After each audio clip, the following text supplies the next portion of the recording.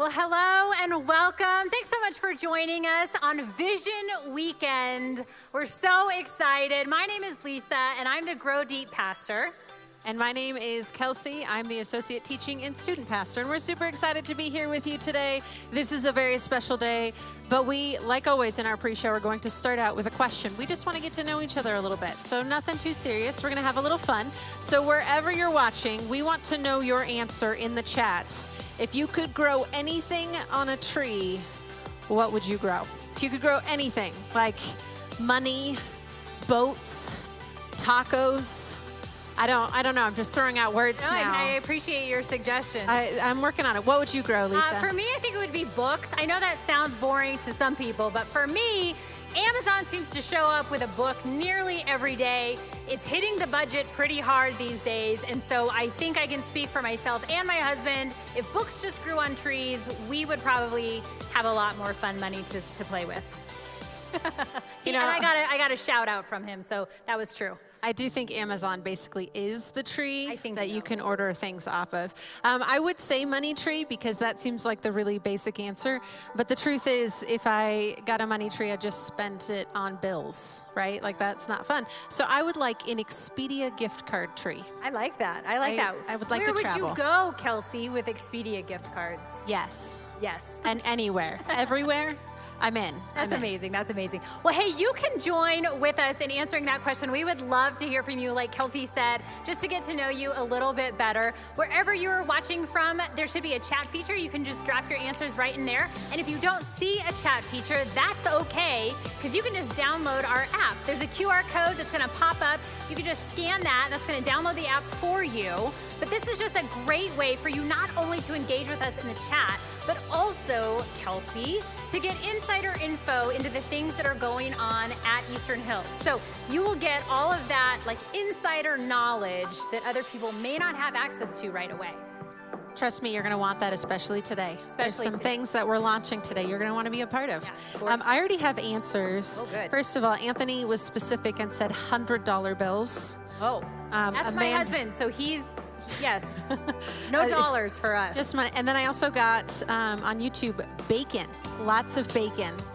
Okay. That feels like that should not grow on a tree. Bacon tree, I like it. I like it. I have no answers yet. So if you are joining us on our website or on Facebook, you should definitely drop your answers in because I can't wait to hear what you would have grow on trees. If you're in the room, you're not exempt from this, so go ahead, pull out your phones. I know you've got it there somewhere. We want to hear from you also. I just keep getting more money answers. Everybody just wants money on a tree. I love this. That's great. Oh, I've got one now. More screen time. That's what Liz said for her daughter.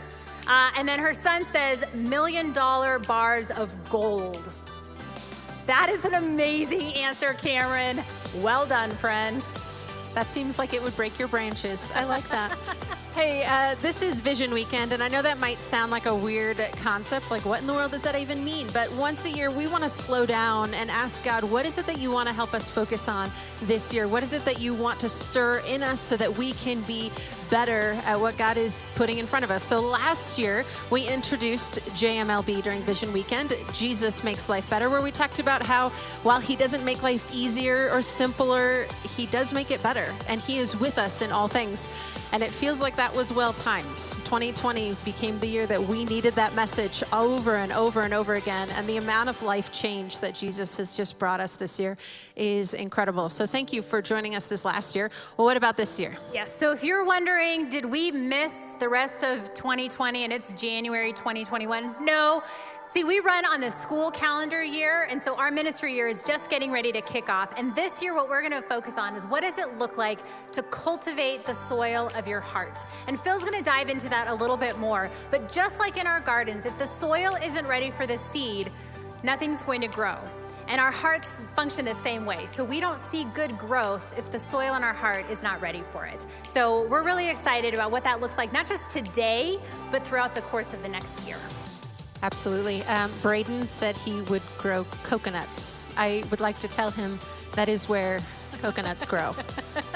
You can have that. Probably not in Colorado. You know but what? could We probably make have dreams that. come true right here today on Vision Weekend. I love it. I love it. Hey, if this is your first time with us, thank you for joining. I know we're a little goofy and we ask fun questions and we just want to hang out, but we also take you very seriously. We want to get to know you. We want to connect with you. So if you would go to ehills.org/connect, we just have a couple questions, nothing super crazy. We just want to help know you and help you know us so that we can do life together because you matter to us. So just fill that out. It'll take just a couple minutes. I promise it's not super scary. Yes, that's awesome. The other thing, Kelsey, one of the things that we get to do here is we get to partner with you in the way that you are generous with us. And last week, we asked you to help us be able to offer school supply backpacks to kids in our community, and you showed up. Through your generosity, we were able to give away 500 backpacks filled with school supplies and grants for teachers to continue to be able to provide for their students. So thank you so much for the way that you have been generous. It's amazing that we are able to do that. And as a former teacher, I just want to thank you for that. When you don't have the supplies and your kids don't have the supplies that they need, it makes teaching even that much harder. So thank you so much. If you want to partner with us, you can find out more at ehills.org/give. I love that. Crystal's also dropping a tree for us that's like a virtue tree. Like when you need some patience, go grab that. When you need some motivation. That's nice. I like that. That's probably better use than my Expedia tree, but I'm pretty excited about that still. That is amazing. My comments were not showing up on Facebook. I'm having a little bit of technical Facebook difficulties, so I apologize for that. But we are going to be getting ready in just a minute. Kelsey, what is the question that Phil is going to start us off with?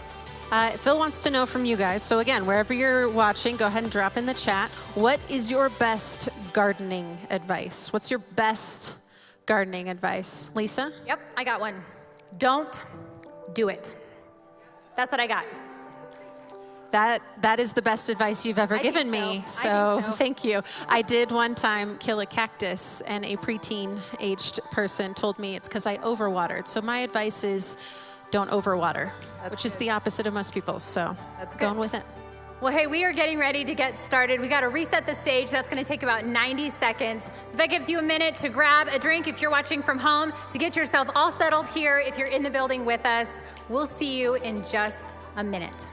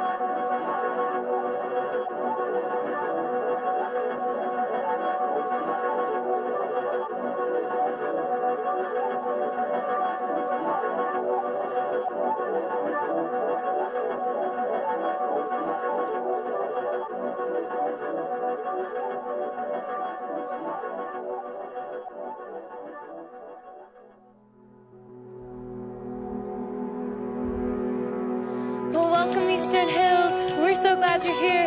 Come on, let's stand and sing today. We worship a God who raises the dead to life and has resurrection power and healing and offers hope. So come on, with everything you have, let's lift up praise to Him today. Come on, let's sing.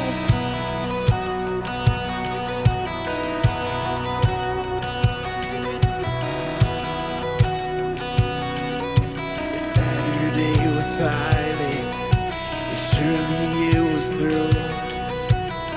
But since when has impossible ever stopped you?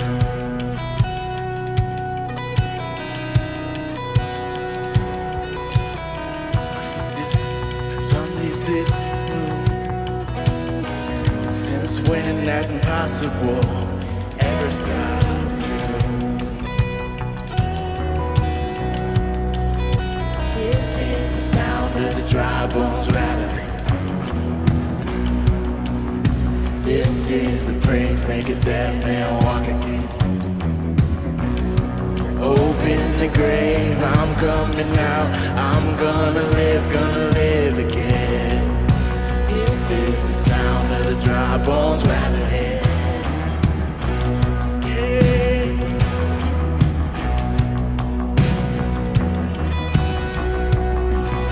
The Pentecostal fire is stirring something new. You're not gonna run out of miracles anytime soon. And resurrection power runs in my veins too. I believe there's another miracle here in this room. This is the sound of the dry bones rattling. This is the praise, make a dead man walk again. Open the grave, I'm coming out.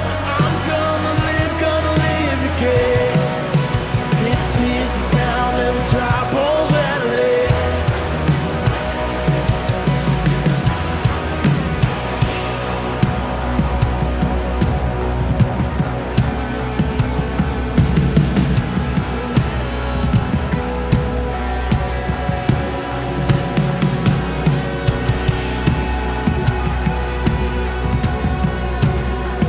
My God is able to save and deliver and heal and restore anything that He wants to. Just ask the man who was thrown on the bones of Elisha if there's anything that He can do. Just ask the stone that was rolled at the tomb in the garden what happens when God sets the moon. I feel Him doing it now. I feel Him doing it now. I feel Him doing it now. Do it now. Do it now. This is the sound of the dry bones rattling. This is the praise, make a dead man walk again. Open the grave, I'm coming out. I'm gonna live again. Open the grave, I'm coming out. I'm gonna live again. Open the grave, I'm coming out. I'm gonna live again. This is the sound of the dry bones rattling.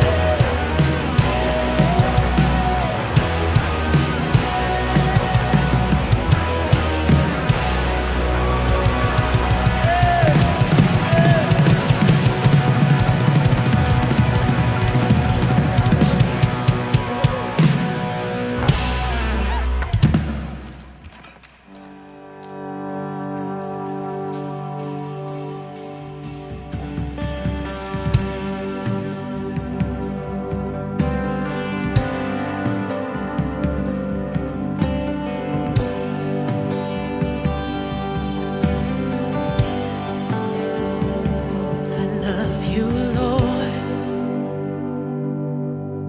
Oh, your mercy never fails me. All my days I've been held in your hand. From the moment that I wake up until I lay my head, oh, I will sing of the goodness of God. And all my life you have been faithful. And all my life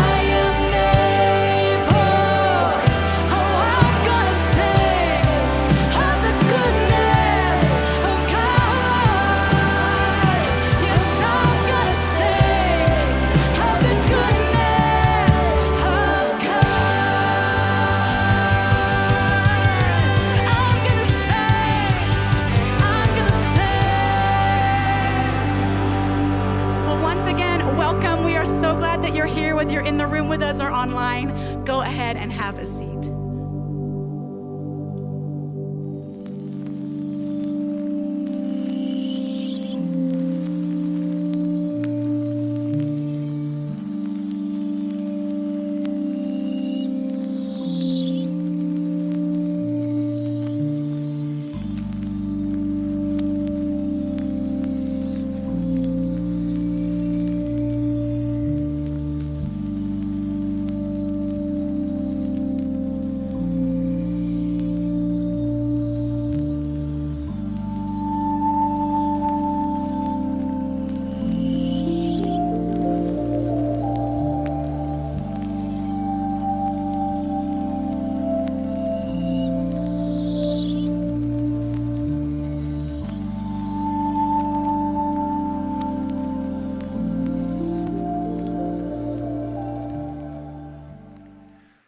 Well, hey everybody, welcome. We are so glad that you're here, whether you're joining us online or you're in the room for Vision Weekend. Welcome, we're glad you're here. And 5 o'clock in-house, just so you guys know, this is the first time we've had family ministry environments in like 5+ months, so that's exciting. So thanks to all of the volunteers that have made that happen, all the work that's gone behind the scenes to make that possible. Just like everything else, we're kind of learning to crawl again, learning to walk, eventually hoping to run. So thanks for all the work so many of you are doing to make limited in-person gatherings happen and family ministry stuff happen, and just a fun additional way for us to celebrate Vision Weekend. Vision Weekend's a big deal around here because we know that when fall kicks off for lots of us, it's easy for the inertia of life to take over, and then all of a sudden you just kind of like, before you know it, it's January and then it's May and what happened. And so we want to be able to think each fall about the call of God on our life and how we might think and approach each year differently. And so we're going to talk about that within this bigger conversation of how do we cultivate life, or really how do we position ourselves to allow God to cultivate life inside of us. And so we're going to talk about that. I think oftentimes we look around in a year like this one, you see all the different circumstances and situations that happen, and it has a lot less to do with what happens to you, the situation you're in, and a lot more to do with the condition within, a lot more to do with what's going on the inside. And we're going to talk about that over the next few minutes together. But before we do, let's pray together. And if you've never been here before, never watched online, I pray kneeling. And the reason that I do that is because as overwhelming as 2020 has been, we have a God who's in control.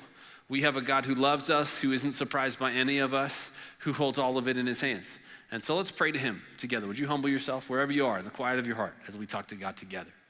God, thank you for the fact that we can trust you, that you really are in control, that you really do hold all of this together. And as out of control as it's felt this year, God, and as out of control as this fall may feel for some of us, God, would you remind us of your steady hand throughout all of history, and that you have not brought us here to leave us here, but that, God, you have something for us in this. In Jesus' name, amen. So as we get started in this conversation, in the pre-service, you got asked a question. If you're in the room, you can answer this in the Eastern Hills app. If you're online, maybe you answered it somewhere. The question is, what is your best gardening advice? What is your best gardening advice? And some of you guys, you answered that question online. Francesca answered, give your plants love and affection. I have not seen a bag at the store that says love or affection, but I'll keep looking.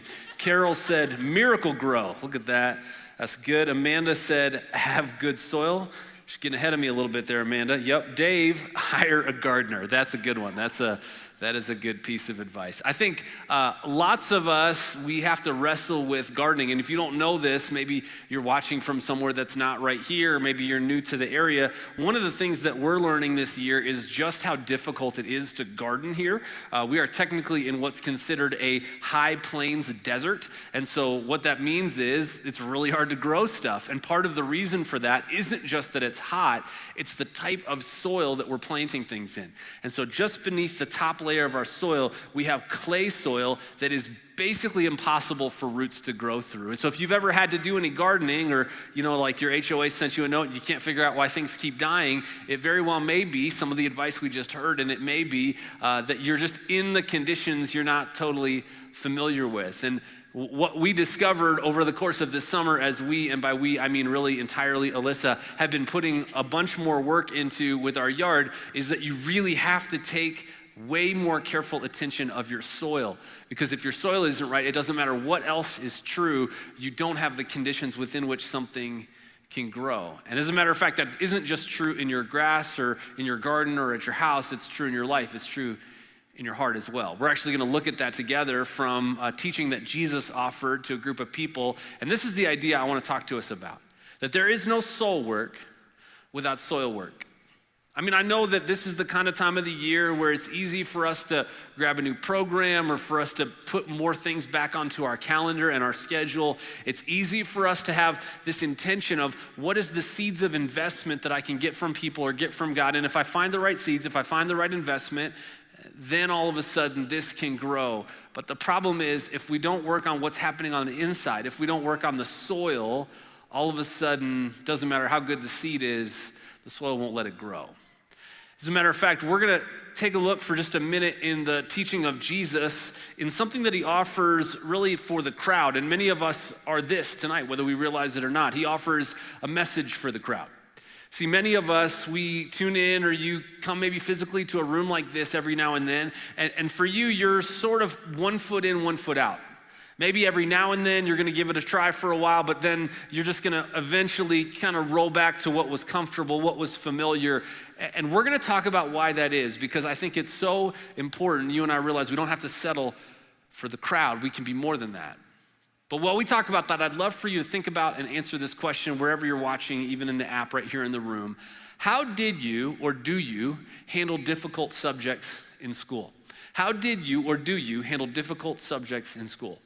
Some of you are like my wife, and you don't even understand that question because no subject has ever been difficult for you in school. Cool, right? Like, way to go. Sounds awesome. Literally, it does sound awesome. That would be amazing. Some of you, every subject was easy. You got an A in everything you did. Others of you, you were really good in some subjects and struggled in others. And so what you could do is just like let them balance each other out. And then some of you were like me, and it's cool, we made it, but like every subject was difficult. If we had taken that strategy, we just wouldn't have ever finished school. So it took different kinds of work. So for you, how did you approach those difficult subjects in school? How do you? As we begin this conversation, we're gonna step into a parable that Jesus shares with a crowd. And a parable, we'll talk about it a little bit more later, but a parable is essentially a made-up story to either highlight or conceal a point.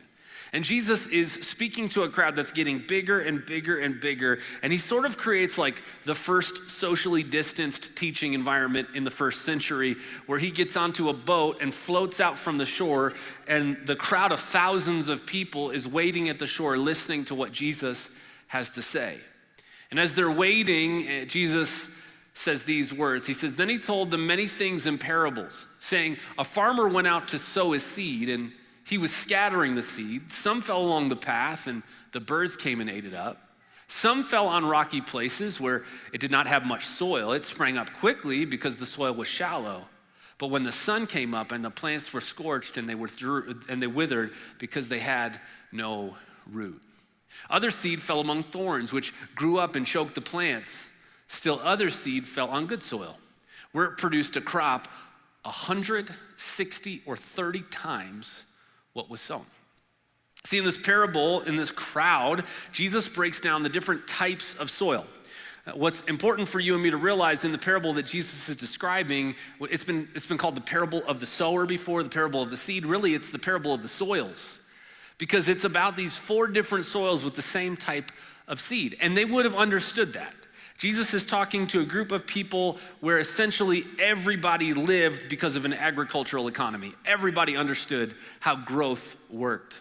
But the thing that got tricky, right, was well, they could understand a whole lot of what Jesus was talking about. He got to the end where he described the good soil, and well, lots of it was probably confusing, and we'll talk about the fact that that's actually on purpose.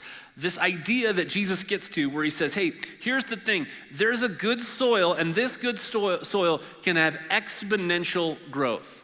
And the growth that Jesus talked about all of a sudden broke all of their expectations. See, for them, they knew the kinds of stuff that this type of soil would be able to produce. And what Jesus was saying it could produce was impossible. Jesus wasn't talking about plants anymore. He wasn't talking about gardening anymore. He was talking about you and me. And that's how these parables often worked. Like right at the end of it, Jesus would say, he who has ears, let him hear, right? It wasn't that they all couldn't hear. It's like not everybody could understand.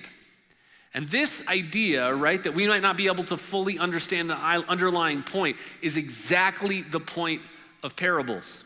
As a matter of fact, the purpose of parables, we don't just see them show up in the life and ministry of Jesus, we see them in the Hebrew scriptures as well, what we call the Old Testament. And where they come up there, they often refer to things as judgment.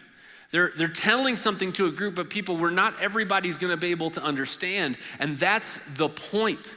That Jesus wanted there to be a group of people that were confused by what he said, that would have used it against him so that he could use it as a basis or a context to teach those closest to him so that they could grow closer with him. And so all of a sudden, all this is coming to pass, and Jesus is explaining in the verses between the two sections we'll look at, the purpose of parables. Jesus is using parables at this point in his ministry incredibly carefully. See, there is always going to be a message for the crowd. And the message of the crowd for the crowd couldn't be any easier, right? The message for the crowd is that there's supernatural growth available in Jesus. But if you want more than that, you got to dig in more than that. And some of you, that's why I asked you the question earlier. It's pretty similar, isn't it? How did you or do you handle difficult subjects in school? This is so important because I think a lot of us, if we're not careful, we can just pull back. We can just avoid the most difficult things, and we don't realize what that's doing under the surface of our soul. Some of you answered this question that I asked online earlier this way. David said, dig deeper. That's a good line. Mari said, study groups. Yeah, those are super helpful. Although really smart people I found out don't like study groups because you feel like you're just teaching all of us that really need it. But for all the rest of us, thank you very much for doing that. Anthony said, Cliff Notes, high school English savior. That's awesome. Liz said, first, I have a meltdown. Then I'd step back away from it, and then I could come back to it and look at it again. That's a good one, right? I think all of us have to have a strategy for when it feels like a situation or circumstances or maybe even life itself just feels too difficult. And we're gonna see that from Jesus, that the way you and I do that isn't just by powering up, isn't just by trying harder, it's by looking inside, because there is no soul work without soil work. Don't get me wrong, you could do some things this year if you really wanted to. You could get out of the gate really fast. You could sign up for 10 Bible studies, you could join 3 groups, you could do all these things just in overdrive. But if those activities are a replacement for the internal work of letting God show up inside of you, you're about to discover that whatever spiritual seeds of investment God brings into your life, they will not actually bring about any real lasting fruit. Because there isn't just a message for the crowd. Like I said, some of you, you've been in the crowd for a long time, but there's also a meaning for the core. And the great news is you can be in the core today. The opportunity for you and me to step into the deeper, more full meaning of parables is available to us all the time, because unlike the crowd that Jesus spoke to from the boat, we also get to be with him when he's with the core. And so we're gonna look at what Jesus really meant by this parable. But before we do, I'd love for you to be answering this question as we chat over the next few minutes. What keeps you from being vulnerable? What keeps you from being vulnerable? Maybe for some of you, it's past relationship damage. Maybe it's a painful past. Maybe for you, it's something deeper, something internal. Maybe for you, it's circumstantial. It has to do with time or friendship. Like, what is it for you that keeps you from being vulnerable? This is a really important question in what we're gonna look at here. See, somebody had to be vulnerable enough with Jesus where they said, Jesus, you know how you said all that stuff and we were nodding like we understood, like on the boat? And Jesus is like, yep. And they're like, I know this is gonna surprise you, Jesus, but like, we had no idea what you're talking about, right? And Jesus is like, Not surprised, right? And so Jesus sits them down and he begins to have a conversation with the core where he tells them what he actually meant. And this is what he said. He said, "Hear then the parable of the sower. When anyone hears the word of the kingdom and does not understand it, the evil one comes and snatches away what has been sown in his heart. This is what was sown along the path." See, what Jesus is about to do is he's about to take this parable that he shared really in just a couple sentences with this big crowd, and he's about to break it down into 4 specific types of soil. And this year, Eastern Hills, if we're really gonna cultivate life, really gonna cultivate growth, what it means is that we have to look inward and we have to begin to identify what are the soil conditions of our lives. The first one that Jesus talks about is the hard heart. He describes the soil along the path where the seed gets spread, but the seed doesn't penetrate the surface of the ground, and so the birds fly by and pick it up and eat it. And he said it's like the kingdom of this world, right? And what happens is you and I, whether you realize it or not, we have an enemy to our soul, and what he desperately wants to make sure happens is that the spiritual investments in your life don't create real, meaningful, sustained growth, because if they do, then you're dangerous. You could make a difference in your family, in your workplace, at your school, in your neighborhood. You could be somebody that brings faith over fear during a global pandemic. So we got to keep our hearts hardened.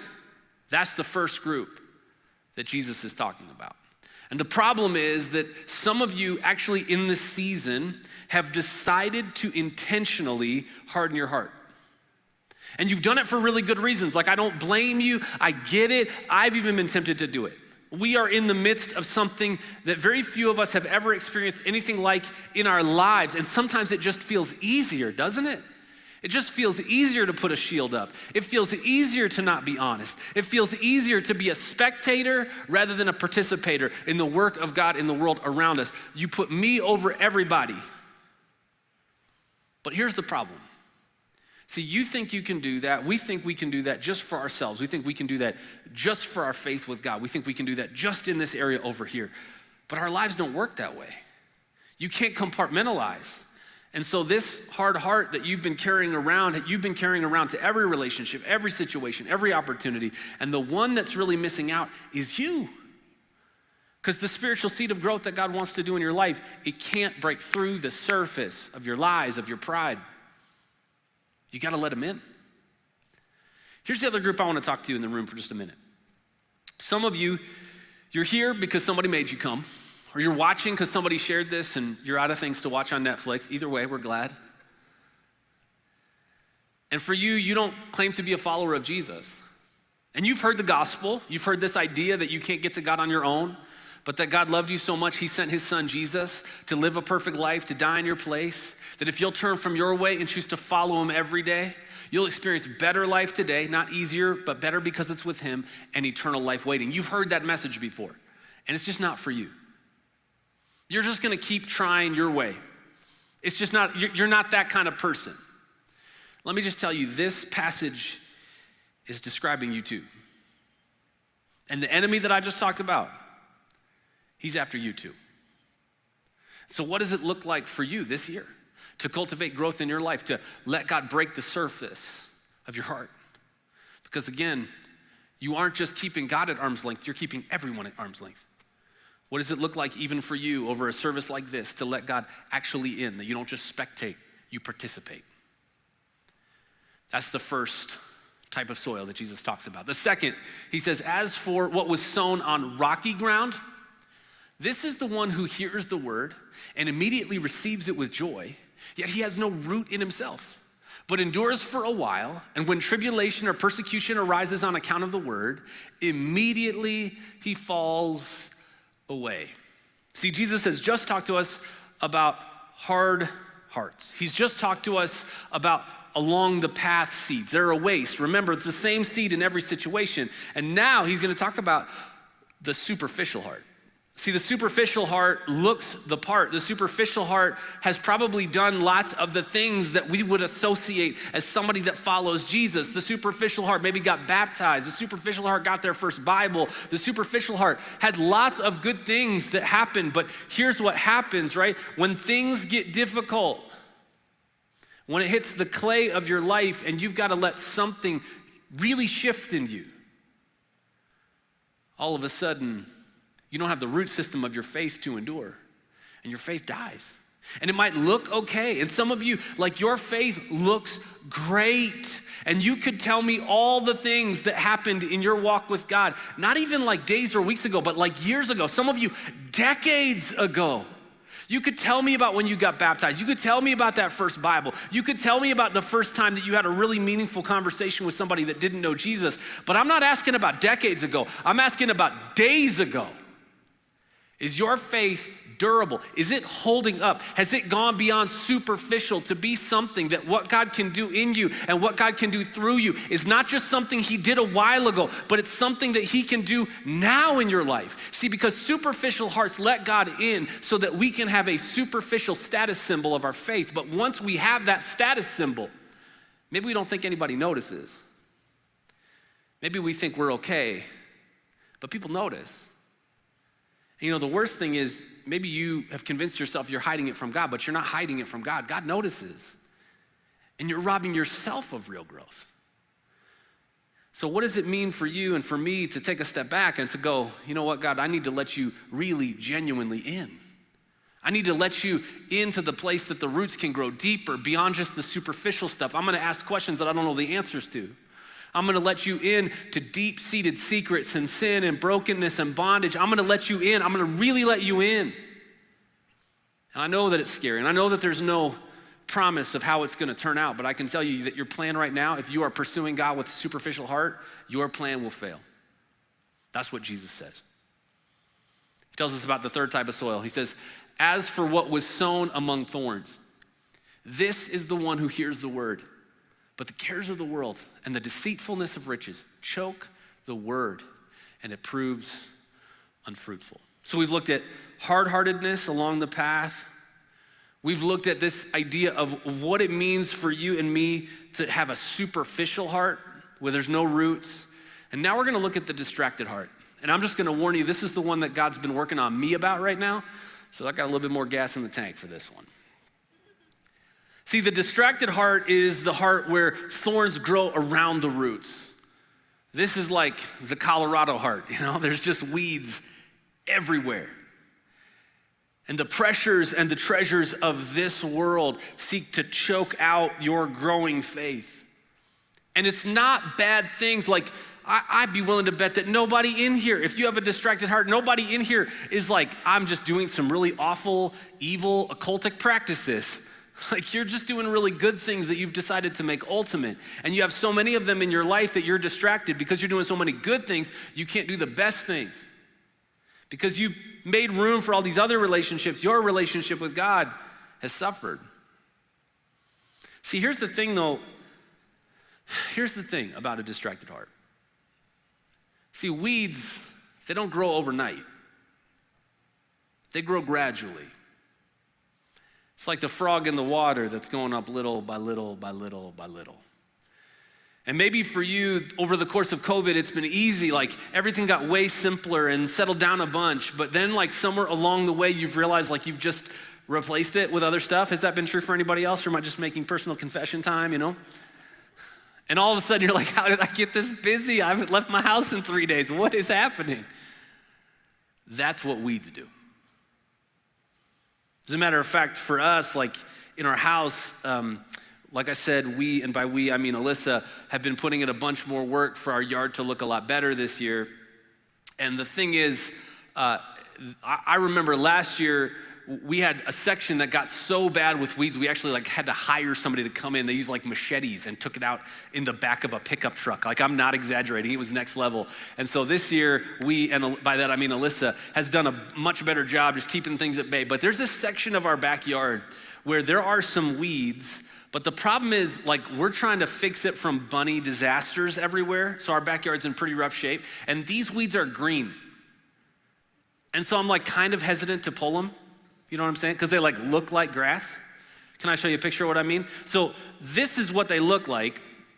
And there you go. And so like you can kind of see, like if you just squint a little, you're like, oh, that's some nice grass. And here's what you're thinking right now. You're like, yeah, but those are too those are too tall. Yeah, I get it. I totally see the problem. Here's what we do though. We just mow the weeds. And so then when you mow them for like a couple days, you're like, man, we're doing some pretty good stuff out there. Like the backyard's looking better and better and better. Because here's the thing about weeds in our yards, and here's the thing about weeds in our life. It's easy to confuse some weeds for real growth. And here's what we do. When it looks the part, especially when we've settled for temporary, not actually true growth in our lives, is we settle for the weeds. Because at least it's something.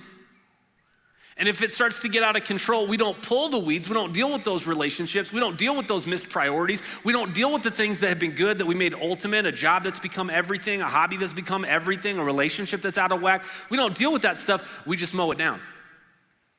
And we think if we can get it under control for a little while, we'll be okay. But here's the other lie we believe about weeds. The other lie that we believe about weeds is that they're just for us. But I can guarantee you, if you go to our neighbors on the side of the house that those weeds are on, they have an insane backyard. Like, it's awesome. It's so nice. And I guarantee you they have had conversations about us and not good ones. And they're like, they better figure out those weeds because they're coming for us, right? Because that's what happens. Weeds don't just grow, weeds spread. And for some of you, you have relationships in your lives and you don't realize this, but the weeds of other people have spread to you and your weeds have spread to them. And if you can't figure out what it looks like to genuinely pull out some weeds in your life, to remove some priorities, to significantly change your focus, you will not just do damage to yourself, you'll do it to other people. See, Jesus is showing us these three types of soil as cautionary tales. Then he tells us the fourth one. He says, as for what was sown on good soil, this is the one who hears the word and understands it. He indeed bears fruit and yields. In one case, 100-fold, in another 60, and in another 30. See, Jesus has shown us three different types of soil that we should avoid: the hard heart, the superficial heart, the distracted heart. And now he shows us the dedicated heart. See, the dedicated heart is the kind of soil that's prepared, that's absolutely ready for growth. And the kind of growth that it's gonna have is exponential growth like nobody had ever seen before. And just remember, it's growing that seed, the same seed that is wasted on the other three soils. But the same seed in that soil, all of a sudden, you don't just hear it, you don't just participate even, you definitely don't just spectate. All of a sudden, there's this supernatural growth that takes place inside of you. You hear and you understand. You bear fruit. You get to see exponential growth spiritually, and the kind of growth where the roots go into the ground deep, into our hearts deep. So if we want to cultivate life and cultivate growth in our lives, what it means is that you and I have to work for the right kind of soil, because while we might want a better seed, we might want greater or different investment. If our soil isn't handled properly, it won't matter what it is. We'll waste it. But it starts with being honest, doesn't it? I asked you a few minutes ago, what keeps you from being vulnerable? Some of you guys answered online. Haley said, loss. Absolutely. David said, just tired of being burned by it. I can relate to that. Bree said, fear at times. Anxiety of not being accepted. Crystal said, the fear of being judged by others. I get it. And I think what's hard is that when we've been in relationships with people that have used or abused our vulnerability, it feels like we shouldn't extend it to anybody else. But the person that we're robbing when we do that is ourselves. Wehere's the thing. You know what a synonym for vulnerability is? Honesty. And so at some point, we just have to decide whether or not we're gonna be honest or we're gonna be fake. You can be honest with people, you can be fake with them. You can be honest with God, you can be fake with them. Because he knows the difference. And if you want to cultivate real growth in your life, what it means is that you got to be honest with people, you got to be honest with God. Doesn't mean you don't have boundaries, doesn't mean you're not thoughtful about it, but it means you and I need to take a step back and let God work underneath the surface. This is not just here's another program.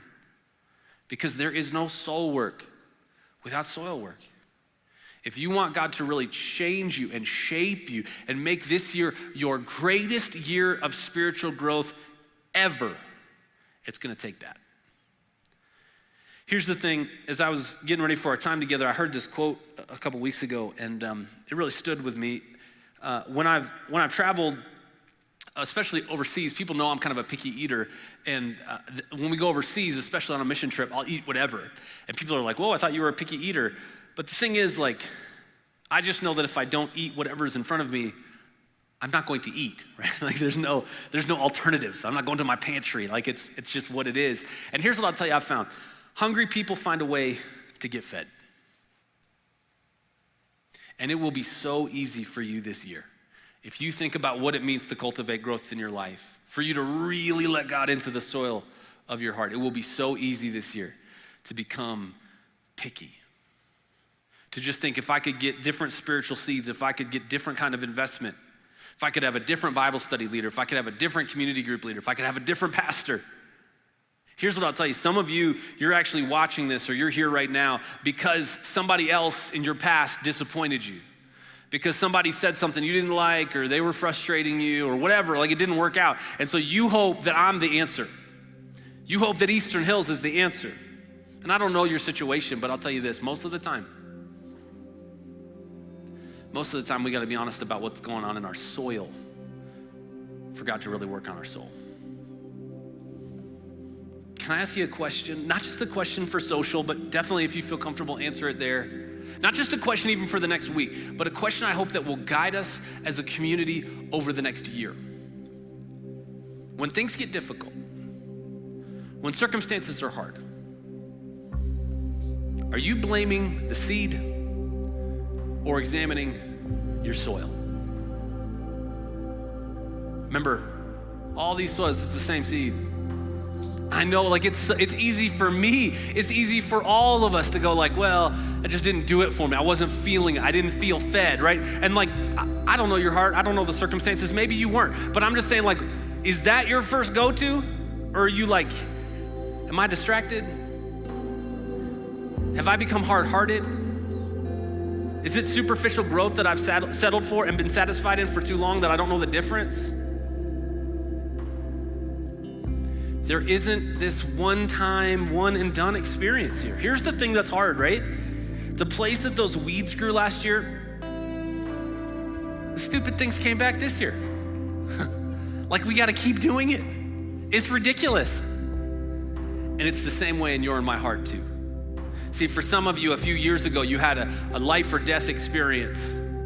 Or for some of you, you had a relationship a few years ago that clarified and showed you what was most important. And so you got rid of some distractions and you let God into some of those deep, dark places. Or you were willing to let God break through the surface of your hard heart. But what's happened is that over time, you assumed that that was a static situation. The reason that Jesus uses soils is because it's not a static situation. It's something that changes over time. So over the next year, we're gonna be introducing things throughout the whole year. Really cool ways for you to keep growing spiritually, environments to allow you to do that. Some really, really cool stuff is in front of us. But I want to introduce you to the very first thing for this year. You can find it in the Eastern Hills app. It's on the very top of the very first page you'll be at. And it's called The Rule of Life. And it's a resource we've adapted for our community. And it's not like, how do you have a bunch of rules for your life? That's not what this is about. It's this idea of how do you create a pattern? How do you create a way of living in every area of your life so that when growth happens, you're ready for it? If we continue the gardening metaphor, think about like a trellis, right? And you see the plants, they know where to grow because the trellis is there. It's a structured way for them to grow. Think about this resource as this structure for you to grow. So I'd encourage you to check that out. And each week over the course of the next month, we'll release a different section of it. And you can work on it right there inside of the app. We'd love to have you join us as we do that together. And I want to leave you with this. Some of you, you're thinking about quitting again right now. You're thinking about throwing in the towel of your faith. You're thinking about throwing in the towel of your marriage. You're thinking about not trying at school this year. You're thinking about giving up at work. You're just thinking, you know what, God? This is too much. Don't give up. Let God in and let him work not just on superficial what other people see. Let him work on the secrets, on the sin, on the brokenness, on the pain that's been waiting that you've never let anybody into. In just a minute, we're gonna sing a couple songs together. And the first one we'll sing talks about this idea that God is in the business of turning graves into gardens. That every single one of us is dead in our sin and our trespasses. we are spiritually flatlined. And what we need in Jesus is a fresh awakening. We need new life in him. Some of you, it's the very first time you're gonna decide to do that. It's the very first time you're gonna decide to lean into that. And I pray that somebody in here, that's your story tonight. And for some of you, you just remembered that you need to garden the soil of your heart before you can ask God to work on your soul. Can I pray for you? God, weekends like this one are so important because they can become markers in our life. And I pray that this would be that. That for some people who have hard hearts, God, who have kept you at a distance, that God, you by your Spirit would just break through and all of a sudden they would experience your power for the very first time or for the first time in a long time.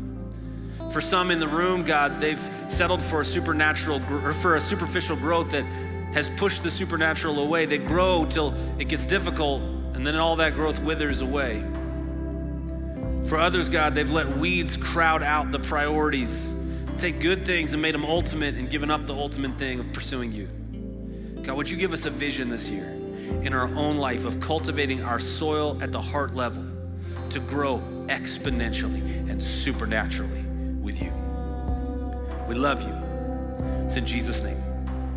Amen. If you're online with us or here in the room, would you stand and sing with us?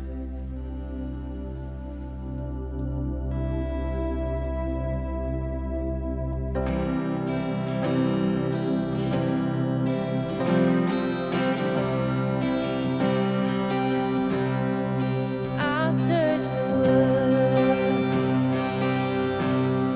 but it couldn't fill me. And that empty place, treasures that fail.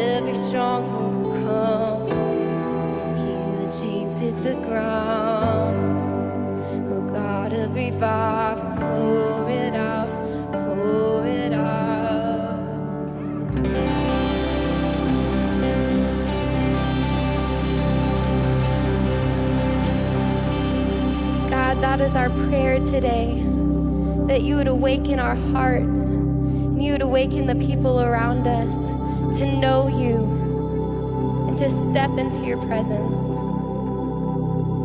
God, remind us that there's no battle that you have not already won. You reign victorious over our lives. God, make us new. Produce growth in us. We love you and we trust you. Amen. You can go ahead and take a seat. You know, it can be really tempting to tune in for the weekend and then tune out without taking the time to process what we just learned.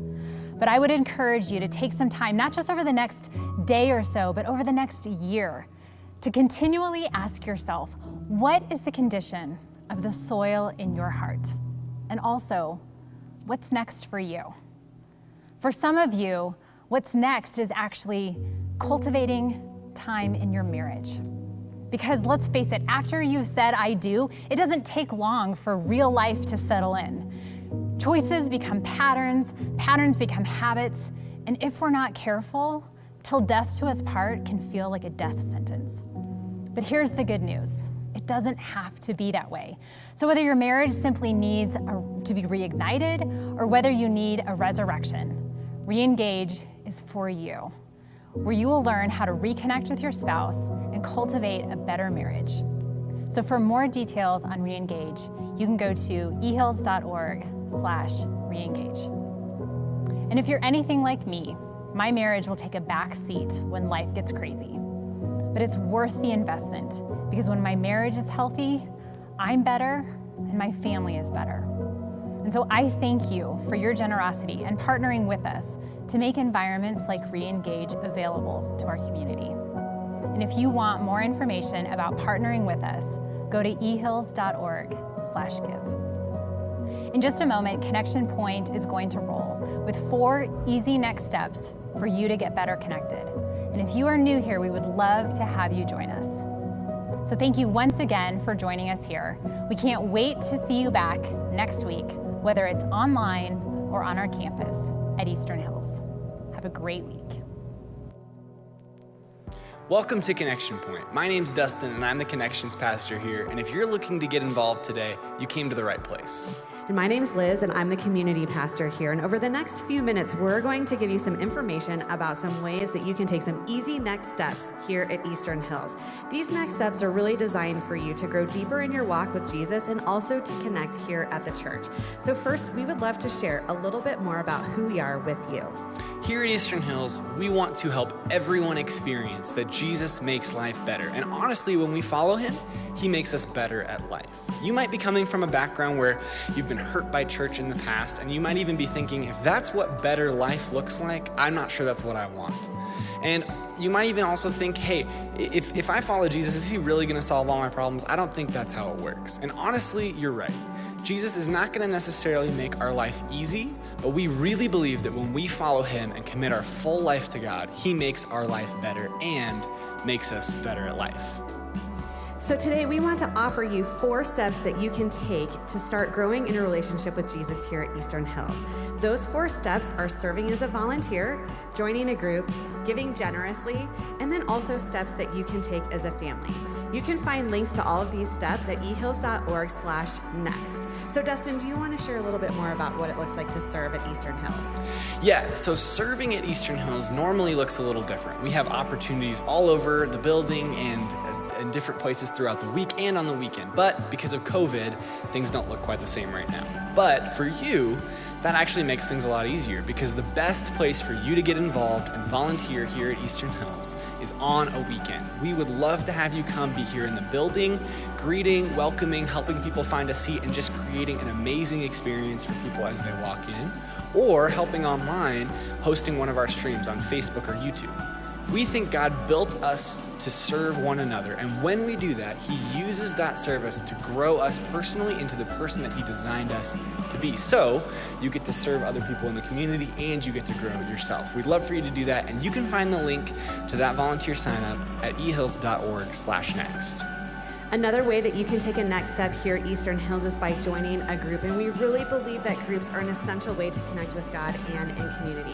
When you join a group, you have the opportunity to surround yourself with people who will walk alongside you in your faith, people who will encourage you and challenge you to grow spiritually, people who will read the Bible with you and pray for you, people who will do life with you, whether you're in a great season or whether you're in a really hard season.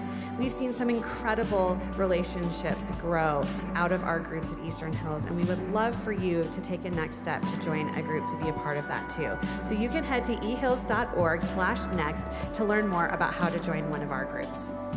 Next up is generosity, and this can be a little bit of an awkward conversation when it comes to church. You might be thinking, here we go again, another church that just wants my money so their pastor can buy a jet. Or maybe somebody in the past told you if you don't give a certain percentage of your money to God, he's not gonna bless you, he's gonna be mad at you.